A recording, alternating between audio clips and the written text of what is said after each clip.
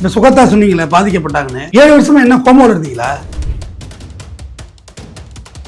இப்ப உங்களுக்கு ஒரு அபியூஸ் நடக்குதுன்னா உடனே போவீங்களா போலீஸ் ஸ்டேஷனுக்கு? இல்ல சாயந்தரமா குளிச்சு போயிட்டு போவீங்களா? இப்போ உங்களுக்கு தேவை பணம் பணம் பணம் பணம். செக்ஸ் டார்ச்சர் கொடுத்தா அன்னைக்கு ஸ்டேஷன்ல கம்ப்ளைண்ட் கொடுத்துருக்கணும். இல்ல வைரமுத்தினால் நான் அபியூஸ் பண்ணப்பட்டேன்னு அதுக்கப்புறம் உங்களுக்கு கல்யாணம் நடக்குது, அங்க வைரமுத்து வர்றாரு, வைரமுத்து காலில் விழுந்தீங்களா? ஏன் விழுந்தீங்க? அப்போ உங்களுக்கு அபியூஸ் எல்லாம் நடக்கல. யாரோ பணம் கொடுக்குறாங்க, கவி பேரரசு அசிங்கப்படுத்துறீங்க, அப்படிதானே பாயிண்ட். யாரோ உங்களை இயக்குறாங்க, நீங்க அசிங்கப்படுத்துறீங்க. இன்னைக்கு நம்ம கூட அட்வொகேட் தமிழ்வேந்தன் சார் அவர்கள் தான் இருக்காரு. வணக்கம் சார். வணக்கம் சார், எப்படி சார் இருக்கீங்க? நல்லா இருக்கு. ஒரே வெயில் இருக்கு, இந்த வெயில்ல இருந்து வார்த்தை கேட்கலாமா? ஆமா சார், வெயில் கொளுத்துது. இருந்தாலும் அதை விட பரபரப்பா சோசியல் மீடியால ஒரு விஷயம் போயிட்டு இருக்கு. நம்ம பிக் பாஸ் பிரபலம் மாயா அவங்களோட அக்கா ஸ்வகதா இருக்காங்க இல்லையா? ஆமா, அவங்க வந்து 7 வருஷத்துக்கு முன்னாடி பயங்கரமா பாட்டெல்லாம் பாடி ஒரு 200க்கும் மேற்பட்ட பாட்டெல்லாம் பாடி பிரபலமா இருந்தாங்க. திடீர்னு 7 வருஷமா சினிமா சைட்லயே போகாம ரெஸ்ட் எடுத்துட்டு இருந்தாங்க. இப்போ ரீசெண்டா ஒரு இன்டர்வியூல வந்து எனக்கு 7 வருஷத்துக்கு முன்னாடி ஒரு பாலியல் துன்புறுத்தல் இருந்துச்சு, ஒருத்தர் வந்து என்னை ஏமாத்துறாரு, ரொம்ப செக்ஸ் டார்ச்சர் கொடுத்தாரு, அதனால அவர்கிட்ட இருந்து விலகிட்டேன் அப்படின்னு சொல்லிட்டு இப்போ ரீசெண்டா ஒரு இன்டர்வியூ கொடுத்திருக்காங்க. அதுவும் அவர் வந்து ஒரு இசையமைப்பாளர், பிரபல இசையமைப்பாளர்னு சொல்லியிருக்காங்க. என்னதான் இஷ்யூ, யார் அந்த இசையமைப்பாளர் அப்படின்ற ஒரு கேள்வி. இப்ப பொம்பளை பிள்ளைங்க பூரா ரிவெஞ்ச் எப்படி எடுக்க ஆரம்பிச்சிட்டீங்கன்னா, போன பிறவி ரிவெஞ்சா இருக்கு. போன பிறவில ஒருத்தர் கற்பழிச்சுட்டான், போன பிறவில ஒருத்தர் பாலியல் அபியூஸ் பண்ணிட்டான், போன பிறவில ஒருத்தர் கட்டி பிடிச்சிட்டான், இங்க முத்தம் கொடுத்துட்டான், அவனை இந்த பிரிவில் நான் பழி வாங்க போறேன்னு இருக்கு. 7 வருஷமா எங்கம்மா போயிருந்தீங்க? உங்களை மாதிரி நீ தமிழ்நாட்டோட எப்ஸ்டீன்னு சொல்றீங்க, அவரை யாருன்னு கூட தெரியல. இரு போடுறதா இன்னும் போட்டு பேசுறதா கூட எனக்கு தெரியல. என்ன சொல்றீங்க? தப்புன்னு தெரிஞ்சுட்டா இரு போட்டு பேச ஆரம்பிச்சிடலாம். நீங்க பேட்டி கொடுத்து பேச சொல்லியிருக்கலாமா, இன்னார் தான் என்ன பாலியல் அபியூஸ் பண்ணாங்கன்னு? அப்ப இன்டர்மீடியட் டீலிங் தானே பேசுறீங்க. சொல்லிடுவேன், உன்னை மாட்டி விட்டுருவேன், நீ காசு கொடு, நான் உன்னை விட்டுறேன்னு சொல்லி மிரட்டல் தானே? மிரட்டலாம் மிரட்டல் இல்லையா? அது பகிரங்க மிரட்டல். நீங்க பாதிக்கப்பட்ட சுகத்தா பாதிக்கப்பட்டிருந்தா உங்க அக்கா பிக் பாஸ்ல போய் என்னமோ பண்ணாங்க, அவங்களே போய் ரெக்கார்டான ஆளர் இருக்கு, பெண்டானே சாப்பிட்டா இருப்பான்னு நினைக்கிறேன், அவங்க ரெக்கார்டான ஆளுக்கிற மாதிரி இருக்கு. நீங்க அப்பயே சொல்லிருக்கலாம். உங்களுக்கு என்ன இல்லை, இன்னைக்கு சோசியல் மீடியா வந்து கத்த வேண்டிய 70 கத்த வேண்டியது தானே? எம்மா சின்ன இனிமேல் எனக்கு எந்த வருத்தமும் இல்லை, வைரமுத்து சார் எனக்கு காசும் கொடுத்துல. ஆனா அபியூஸ் நடந்த போய் சொல்ல வேண்டியதான். நீங்க அப்படியே வைரமுத்து சார் அடிச்சு அந்த கல்யாணத்துல காலில் இருந்தீங்க. பிஃபோர் மேரேஜ் ஒரு அபியூஸ்மெண்ட் வைரமுத்துன்னு சொல்றீங்க, வைரமுத்தினால் நான் அபியூஸ் பண்ணப்பட்டேன்னு. அதுக்கப்புறம் உங்களுக்கு கல்யாணம் நடக்குது, அங்க வைரமுத்து வர்றாரு, வைரமுத்து காலில் விழுந்தீங்களா? ஏன் விழுந்தீங்க? அப்போ உங்களுக்கு அபியூஸ் எல்லாம் நடக்கல. யாரோ பணம் கொடுக்குறாங்க, கவி பேரரசு அசிங்கப்படுத்துறீங்க, அப்படிதானே பாயிண்ட். யாரோ உங்களை இயக்குறாங்க, நீங்க அசிங்கப்படுத்துறீங்க. இப்ப சுகத்தா சொன்னீங்களே பாதிக்கப்பட்டாங்கன்னு 7 வருஷமா என்ன கோமாவில் இருந்தீங்களா? இல்ல சோசியல் மீடியா லைன்ல வந்து எத்தனை வருடம் ஆயிட்டப்ப? 2020 10 ஸ்பீடு தானே சோசியல் மீடியா, 10 பிக்கப் எடுத்துருச்சு. 16 வருஷம் இருக்கு, அதுல 7 வருஷமா என்ன பண்ணிட்டு இருந்தீங்க? இப்ப உங்களுக்கு ஒரு அபியூஸ் நடக்குதுன்னா உடனே போவீங்களா போலீஸ் ஸ்டேஷனுக்கு? இல்ல சாயந்தரமா குளிச்சு போயிட்டு போவீங்களா? சொல்லுங்க சார். அவங்க சொல்றாங்க சார், அவர் வந்து ஒரு பிரபல இசையமைப்பாளர், அப்ப எனக்கு பயமா இருந்துச்சு, ஆனா இப்போ நான் எக்ஸ்போஸ் பண்ணுவேன்னு சொல்றாங்க சார். அப்ப என்ன கீபோர்டுக்கு போது துப்பாக்கி வச்சிருந்தாரா? அப்ப பயமா இருந்துச்சு? இல்ல வெடிகுண்டு வச்சிருந்தாரா? ஜால்ரா கட்டிக்கு போது 2 பாம்பு வச்சிருந்தாரா? அப்படி இப்படி சுகத்தா வாயில ஒழுத்தி போட்டுருன்னு சொன்னாரான்னு கேட்கிறேன். எல்லாம் அசிங்கப்படுத்துறது, மனிதர்களை அசிங்கப்படுத்த ஆரம்பிச்சு. யாருங்க இசையமைப்பாளர்? அந்த நன்றி கட்ட வெக்க கிட்ட ஜென்மம் யாரு? போட்டோ காமி, பேர் சொல்லு, போட்டோ காமி. நான் பேசுறேன், உனக்கு சப்போர்ட் 100 வீடியோ பேசுறேன். அதோட இசையமைப்பாளர் குடும்பமே வெளில வர முடியாம இல்ல, உங்களுக்கு தேவையாது இல்ல, நியாயம் இல்லை உங்களுக்கு. இதே 7 வருஷம் கறந்து பார்த்துருப்பீங்க. மாடு கறவையை நிப்பாட்டி இருக்கோம், மறுத்தி பாத்திர வேண்டியா, அடுத்து கறியாக்கணும்னு சொல்லிட வேண்டியதுதான். அப்படித்தானே பாயிண்ட்? அப்படிதாம்மா எனக்கு தோணுது.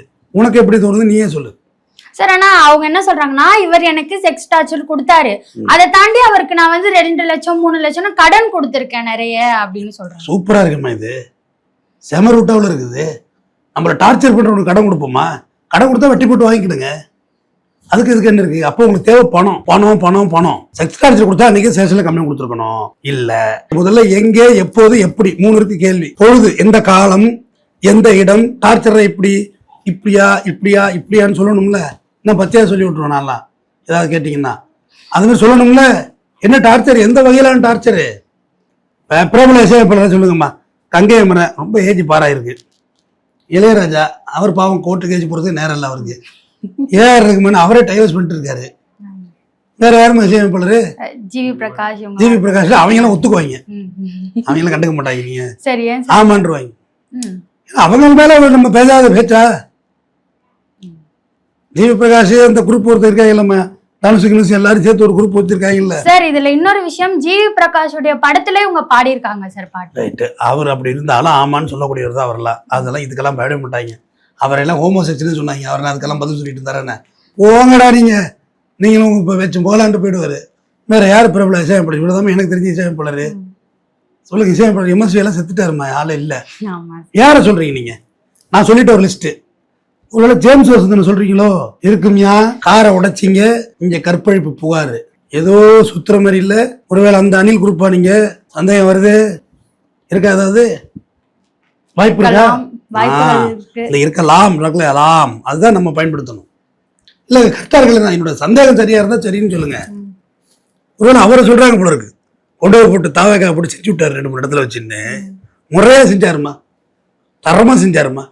அவர் இசையமைப்பாளரோட ஆங்கர் ஆயிடலாம் தொலைக்காட்சிகள்ல நல்லா பேசுறாரு. ஒருவேளை அப்படி இருக்கோ என்னவோ தெரியல. யாரா இருந்தால் என்ன, இளையராஜாவே இருந்தால் என்ன, தப்பு செஞ்சா தப்புன்னு பேசுவோம் இந்த தமிழ் வேந்தான். அதுக்கு நீங்க இதெல்லாம் கிடையாது, நோ மோர் எக்ஸ்கியூஸ் எல்லாம் கிடையாது. என் நண்பர்களே வழக்கில் மாட்டிக்கிட்டாங்கம்மா, நான் பேசத்தாம செஞ்சேன். என்னோட க்ளோஸ் ஃப்ரெண்ட்ஸும் மாட்டிக்கிட்டாங்க. என்னோட பவர்ஃபுல் போஸ்டிங்கில் இருக்கவங்க. தப்பாக நினச்சிக்காதீங்க, நான் எல்லாமே பேசிட்டேன், இதுவும் பேசித்தான் ஆகணும். பேசலைன்னா நான் ஒன் சைடாக நின்ற மாதிரி ஆகிடும். நான் ஒரு வீடியோவது பேசி தான் ஆகணும். எல்லாமே தான் நீ பேசி ஆகணும், ப்ராப்ளம் இல்லடா.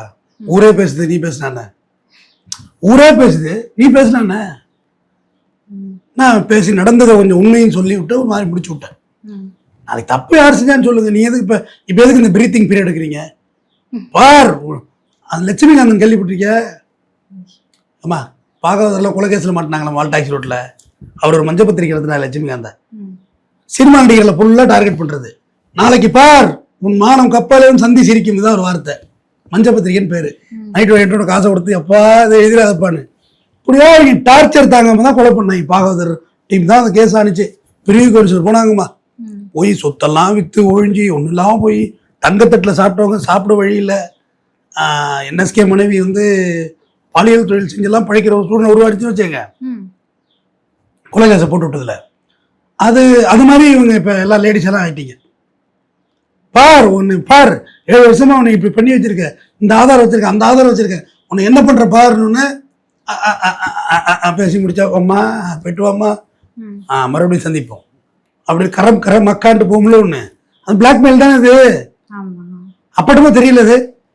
ஓகே சார், பிளாக்மெயில் பண்றதுக்கு பப்ளிசிட்டி பண்றவங்க சென்னையோட எப்ஸ்டீன் ஃபைல்ஸ்ல அவர்தான், சென்னையோட எப்ஸ்டீன்னா அவர்தான் சொல்ற அளவுக்கு பண்ண மாட்டாங்கல்ல. ஏன்னா அது எவ்வளவு பெரிய கேஸ். அது என்ன சொல்றேன், இதுக்கு வந்து தமிழ்நாடு காவல்துறைக்கு வைப்பு வேண்டுகோள். அந்த செல்லத்தை உடனே தூக்குங்க, தூக்கி அதை வச்சு விசாரிங்க. யாருமே எப்ஸ்டீன் பெரிய குற்றச்சாட்டு அலிகேஷன் சொல்றியா, உண்மையா பொய்யா, அவன் எங்க இருக்கான் சொல்லு. அப்படியே ரகசியம் தூக்கி அதை வச்சு நாலு முழுக்க குத்தி சீடி இருந்தா வாங்கி வெளியிடலாம்ல.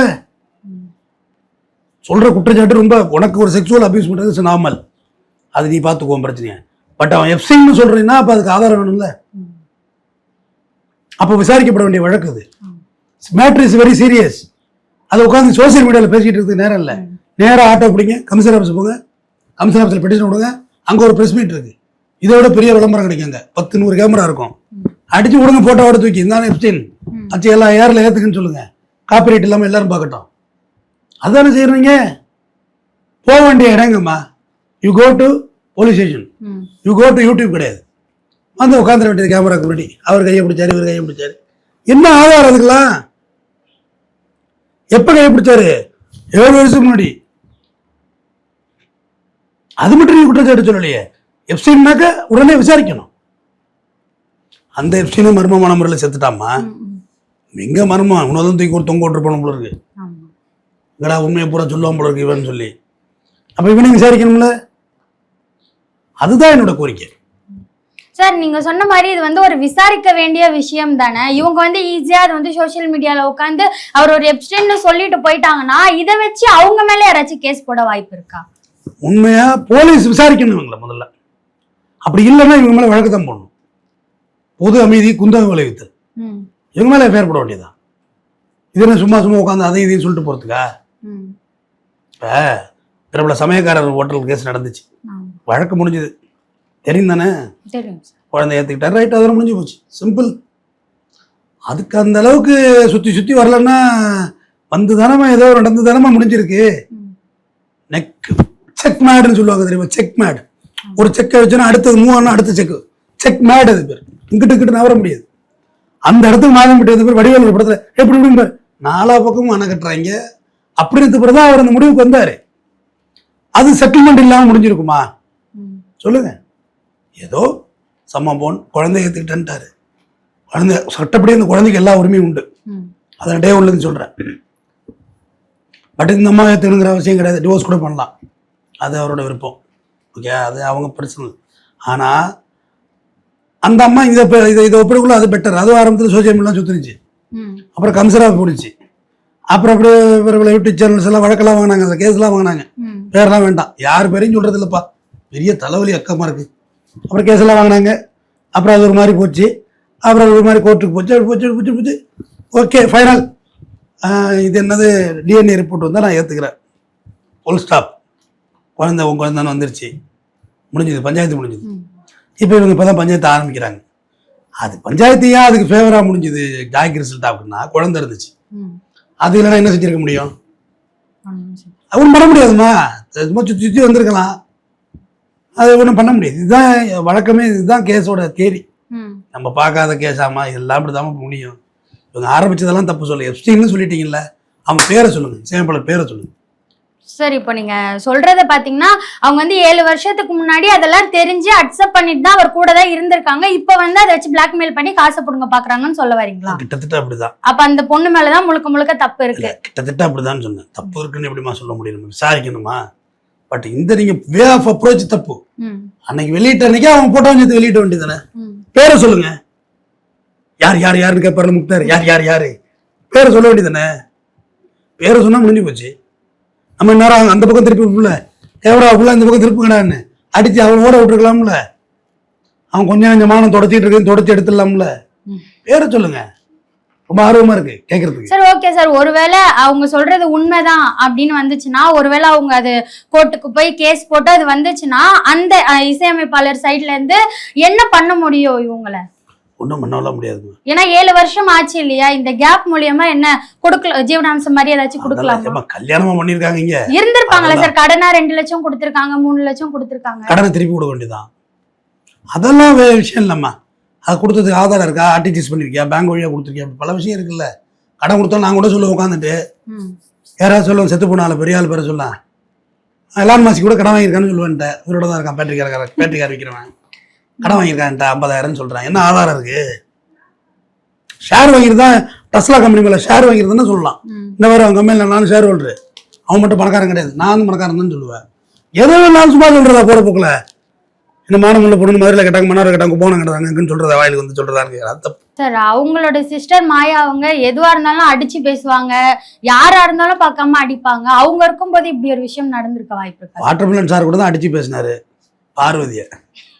என்ன இல்லை ஒன்னும் இல்லை, விஜய பார்வதியை வெளில கிடைச்சா அடிச்சு பேசிட்டாங்க, காலை உடச்சிட்டாங்கம்மா, பிளட் வருதுமாங்கிறாரு. வந்து ஒரு பைத்தியங்களை கூட்டம், அதுல உள்ளவங்கள பெரிய ஆள்கிட்ட பார்லிமெண்ட்ல உள்ள பேசிட்டு இருக்க. அவங்க யாருமா? அவங்கெல்லாம் கேட்க நாதி இல்லாத நபர்கள் தான் அதுல இருக்கிறதெல்லாம். நீ பாருமா, நமக்கு ஒரு ஃபேம் இருக்குமா அப்படின்னு. எல்லாம் மனநோயாளிகள்மா, மாத்திரை கொடுங்கம்மா, மருந்து மாத்திரை கொடுக்கணும். அல்சுராபாம் கம்பெனியில் உள்ள தூக்க மாத்திரை எல்லாம் கொடுக்கணும். 4 நாள் இட்லிக்கு 2 போட்டு, 2 இட்லி. பைத்தியம் சொன்னா கோவம் ரொம்ப அக்ரெசிவ் ஆயிடுவாங்க, உங்க மேல அட்டாக் போட்டு வந்துருவாங்க. 2 மாத்திரை இட்லியில கரைச்சி மாவோட ஊத்தி கொடுத்துட்டீங்கன்னா நல்லா தூங்குவாங்கம்மா. அப்புறமா உங்க ஃபேம் எல்லாம் ஒண்ணும் இல்லை அப்படி புரியும். இந்த வாங்க வாங்க பேசிட்டே போலாம், வண்டியில ஏத்துறாங்க, டெம்போ டிராவலர்ல. மனநல மருத்துவமனை இருக்கு இங்க. பிக் பாஸ்னா அங்க போயிட்டா அவங்க தான் படி அளக்கிற தெய்வம் ஆயிடுறாங்க. நான் என்ன சொல்றேன், பிக் பாஸ் ஷோ இங்க நடக்குது ஐடியா சொல்றேன். தஞ்சாவூர் மாவட்டம் எங்களுக்கு ஒருங்கிணைந்த தஞ்சை மாவட்டம், டெல்டா நகரம்னா விவசாய இடம் எனக்கு நிறைய இருக்கு. டிராக்டர் கொடுத்துட்றேன், உங்க மாடு கூட வச்சதில்ல, டிராக்டர் உழவு அடிச்சு கொடுத்துருவோம். நாத்து நடுங்க, குனிஞ்சு நிமிந்து நாத்து நடுங்க. ஆசையில பாத்தி கட்டின்னு பாட்டுனப்ப நல்லா இருக்கும், ஸ்கிரீன்ல நல்லா இருக்கும். விவசாயம் வெயில்ல நாத்து நடுங்க, 120 நாள்ல ஹார்வெஸ்டிங் நடந்துடும். அறுவடை பண்ணுங்க. பிக் பாஸ் விவசாயமா அறுவடை பார்ப்பான்லம்மா, அதை செய்ய முடியுமா? சும்மா செட்டுக்குள்ள பூரா ஏசியை போட்டுக்கிட்டு செட்டுக்குள்ள உட்காந்துக்கிட்டு பொருளை பேசிக்கிட்டு ஒரு குழப்பம். அது அசிங்கமா இருக்குதுமா. அது மாதிரி தமிழ் சமூகம் இப்படி போயிட்டேம்மா. நேற்று ஒரு படம் பார்த்தோம்மா, கரை, பேர் என்ன சொல்லு, கரை. ஹீரோ வந்து திருடன், பேங்க்ல கொள்ளையடிக்கிறான். அப்ப எப்படியாவது கொள்ளையடிச்சு மாட்டிக்கூடாதுன்னு எல்லாம் மாட்டிக்காம தேட்டரே கிளாப்ஸ். டேய் தமிழ் சமுதாயமே, அவன் திருடாண்டா பேங்க்ல தடுச்சு, அதை எப்படி கொண்டாடுறீங்க? நியாயமா பேசணுமா இல்லையா? தனி ஒருவன்ல கோட்டு கிட்ட போட்டுக்கிட்டு போலி மாத்திரை வைக்கிற அரவிந்த் சாமி எல்லாம் சேட்டு சந்தப்பட்டதானே வைக்கிறான். நல்லவனுக்கு நல்லது செய்யல ஆசை, கெட்டது செய்யற பேராசை, ஆசைக்கும் பேராசைக்குன்ற பொருளை என்னைக்கு பேராசை தான் ஜெயிக்குங்கிறான். டே என்னடா இது? டே மாத்திரை வைக்கிறான்டா, போலி மாத்திரடா. அது நிஜம்னு சொன்ன பொண்ணை கொண்டுட்டான்டா அவன். பாஷா படத்துல பாஷா யாருமா ரவுடி தானே, தளபதி ரஜினி ரவுடி தானே, நாயகன் கமல் ரவுடி தானே, வடசென்னை பொருளா ரவுடி தானே எல்லாருமே. எப்படி அவனை கொண்டாடுறீங்க தமிழ் சமுதாயம்? அவ்வளவு நாகரிகம் கிட்ட போயிட்டோம் நம்ம. உங்கள் மீது பிக் பாஸ் போறீங்க, உங்களுக்கு காசு வருதுன்னா வாங்கிட்டு போங்க, பட் அதுதான் சரின்னு நேரேஷன் பண்ணாதீங்க. அது ஒரு சிசிபி போலீஸ்ன்னு சொல்லுவான் வடிவேல். கத்துக்கிட்டு தொழில அது ஒரு கோமாளி கூட்டம், இது ஒரு கோமாளியாக பாருங்கள். அவர்களை கதாநாயகர்களை பார்க்காதீங்க. கோமாளி நீ பைத்தியம்னு சொல்லுங்க. நான் தப்பு சொல்லலையே, பைத்தியம். இந்த பவர் சாரை கலாய்ப்பர் சந்தானம், டே நான் காமெடின்னு தெரிஞ்சு நடிக்கிறேன்டா, நீ நடிக்கிறதே காமெடி தான்டா அப்படின்னு நல்ல கலாயா இல்லையா சந்தான காமெடியில? அது மாதிரி சொல்ல வர ஒருத்தவங்க கேரக்டர் எப்படி இருக்கோ இப்படி இருக்காங்க, பாவம் கொஞ்சம் மென்டலி டிஸ்டர்ப்டா இருக்காங்க, பிக் பாஸ் எல்லாம் போயிட்டு வந்திருக்காங்க, ரைட் சொல்ல வேண்டாம், இதுக்கு மேல ஆழமா சொல்லாது. அவங்க எங்க இருந்து வர்றாங்கன்னு சொன்னப்ப தெரிஞ்சு போச்சு. என்ட்ரி படத்துல ரஜினி எல்லாம் சிறைச்சாலைன்னு இருக்கும், அது அட்டை செட்டு அட்டை, மதில் கிடையாது, அது சிங்கிள் ஃப்ரேம்ல இருக்கும், வடிவேல திறந்துட்டு உள்ள ஓடுற மாதிரி இருக்கும். சிறைச்சால் நீ எங்க இருந்து வர்றப்ப தெரிஞ்சு போச்சு நீங்க யாருன்னு, படத்துக்குள்ள போயிடலாம். அப்படி போவாங்க இல்ல, அந்த மாதிரி சொல்ல வர. இவங்களெல்லாம் கொண்டாடாதீங்கம்மா. இது ஒரு அருமையான விஷயமா. சோசியல் மீடியா வந்து மனிதனுக்கு கிடைச்சிருக்க ஒரு அற்புதமான வரம். அதை வரமா பயன்படுத்துங்க, தரித்திரம் முடிச்ச மாதிரி பண்ணாதீங்க. நன்றி.